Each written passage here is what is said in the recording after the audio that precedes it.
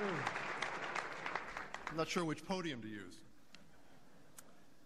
Okay, ladies and gentlemen, our last speaker this evening, the man with the unenviable job of following not one but two Presidents George W. Bush, has become a sensation since his show, The Colbert Report, debuted on Comedy Central last year. That is because Stephen Colbert has shown America he's not only funny but fearless. He will defend the truth whether or not it is under attack. And he will stand up for what is right without fear of mere trifles like facts. Any resemblance between Stephen and persons here in this room is completely intentional. I was feeling pretty pleased the day after signing Stephen for this dinner when I came across an alarming news headline. Colbert declares AP #1 threat facing America. It seems AP, my company, had run a profile which failed to credit Stephen for the word truthiness, and he gleefully declared war. I had one of those pit-in-my-stomach, career in flames moments, and in panic, I emailed Tom Curley, my boss. I said, "Tom, please tell me we're laughing about this." Fortunately, Tom replied, "Yes, Mark, we are, of course." Mr. President, usually you and the politicians are the ones in the crosshairs at this dinner. Tonight, no one is safe. Ladies and gentlemen, here with a special edition of the Colbert Report, Stephen Colbert.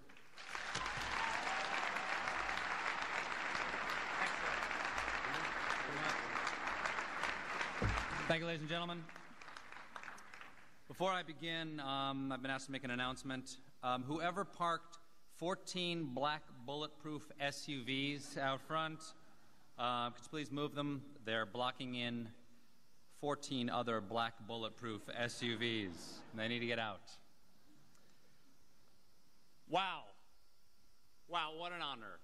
The White House Correspondents' Dinner. To sit here at the same table with my hero, George W. Bush. To be this close to the man. I feel like I'm dreaming. Somebody pinch me. You know what? I'm a pretty sound sleeper. That may not be enough. Somebody shoot me in the face. Is he really not here tonight? Damn it. The one guy who could have helped. By the way, before I get started, if anybody needs anything else at their tables, just speak slowly and clearly into your table numbers. Someone from the NSA will be right over with a cocktail.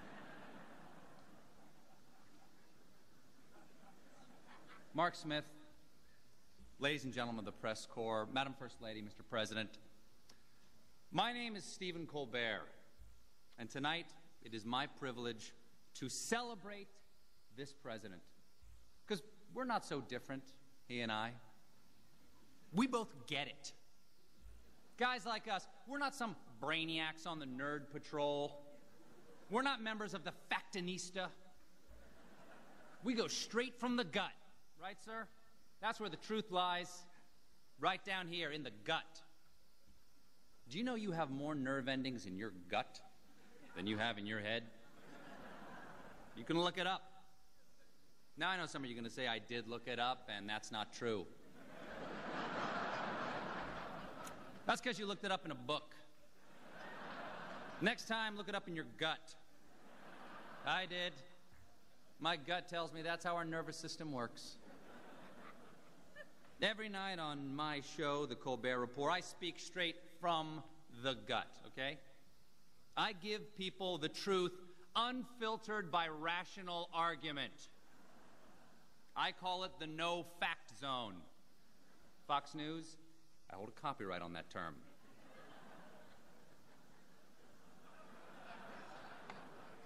I'm a simple man with a simple mind.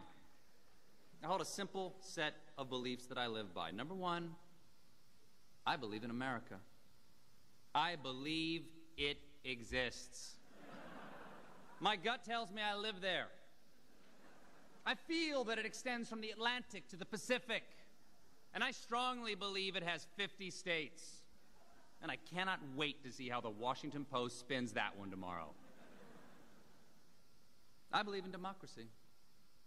I believe democracy is our greatest export, at least until China figures out a way to stamp it out of plastic for 3 cents a unit. As a matter of fact, Ambassador Zhou Wenjian, welcome. Your great country makes our Happy Meals possible.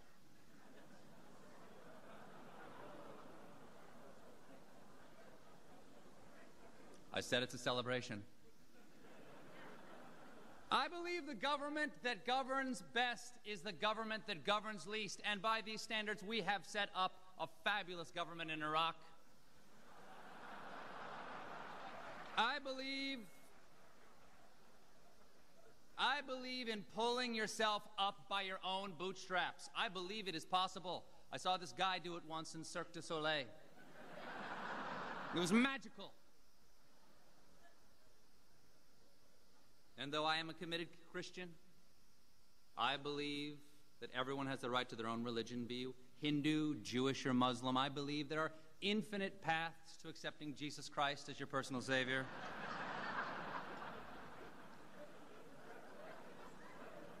Ladies and gentlemen, I believe it's yogurt. But I refuse to believe it's not butter.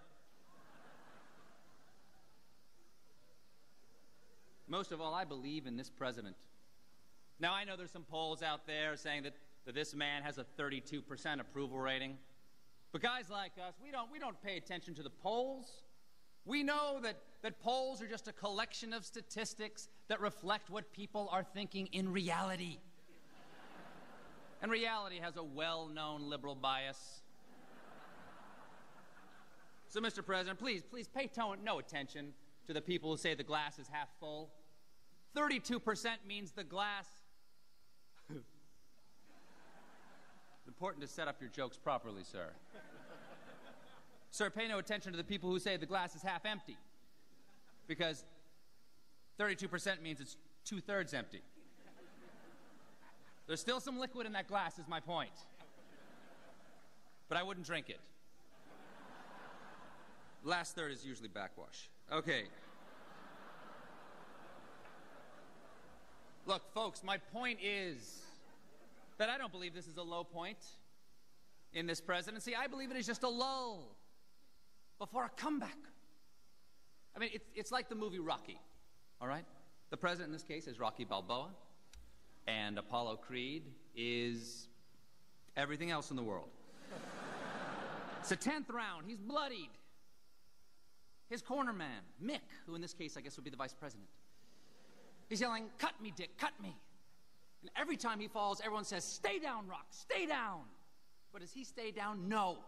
Like Rocky, he gets back up, and in the end, he actually loses in the first movie.